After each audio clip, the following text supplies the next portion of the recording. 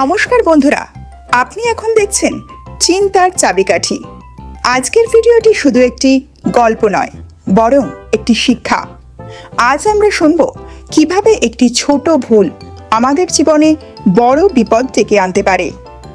ছেলেটির নাম তন্ময়, আর এই গল্পটি হয়তো আপনার জীবনের সাথেও মিল খেতে পারে। তাহলে চলুন শুরু করা যাক আজকের গল্প। তন্ময় ক্লাস 8-এ পড়ে। সে খুব মেধাবী, কিন্তু তার একটাই সমস্যা, সে তার কাজ সময় মতো করে না। পরে করব, এই ছিল তার মূল মন্ত্র। একদিন স্কুলে বাংলার শিক্ষক বললেন, আগামী সপ্তাহে একটি রচনা প্রতিযোগিতা হবে, আমার প্রিয় শিক্ষক বিষয়। সবার মতো তন্ময়ও প্রতিযোগিতায় অংশ নেবে বলে ঠিক করলো। কিন্তু দিন কেটে গেল, সে লেখেনি। বন্ধুরা সবাই প্র্যাকটিস করছিল, তন্ময় ভাবল আগের রাতে লিখে ফেলব। লেখা জমা দেওয়ার একদিন আগে তন্ময় খেলার মাঠে বন্ধুদের সঙ্গে ব্যস্ত। বাড়ি ফিরে সে মনে করল, আহা, একটু পরেই লিখে ফেলি।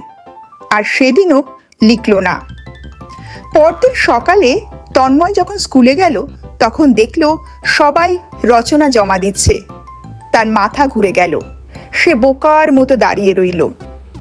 শিক্ষক বললেন, তন্ময়, তুই জমা দিলি না? তন্ময় মিথ্যে বলল, স্যার, আমি ভুলে খাতা আনিনি। স্যার বললেন, ভুল হওয়া স্বাভাবিক, কিন্তু এভাবে এড়িয়ে যেও না। শাস্তি দিচ্ছি না, কিন্তু দায়িত্ব বোঝো। তারপর স্কুল থেকে বাড়ি ফেরার পথে সে নিজেকে ভীষণ অপরাধী মনে করল।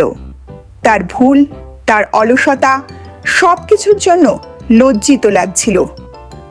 সেই রাতেই তন্ময় তার ডায়েরিতে লিখল, আমি আজ মিথ্যে বলেছি, দায়িত্ব পালনে ব্যর্থ হয়েছি। কাল থেকে আমার নতুন জীবন শুরু। সেই দিন থেকেই তন্ময় প্রতিদিন পড়াশোনা করত নিয়ম করে, কাজ করে নিত সময় মতো। 1 বছর পর তন্ময় জেলায় রচনা প্রতিযোগিতার প্রথম স্থান পেল। যখন পুরস্কার গ্রহণ করছিল, তার শিক্ষক বলেছিলেন, আজ তুই আমাদের গর্বের কারণ। নিজের ভুল থেকে শিক্ষা নেওয়ার সাহস সবার থাকে না, তুই সেই সাহস দেখিয়েছিস। তাহলে বন্ধুরা, এই গল্প থেকে আমরা কি শিখলাম?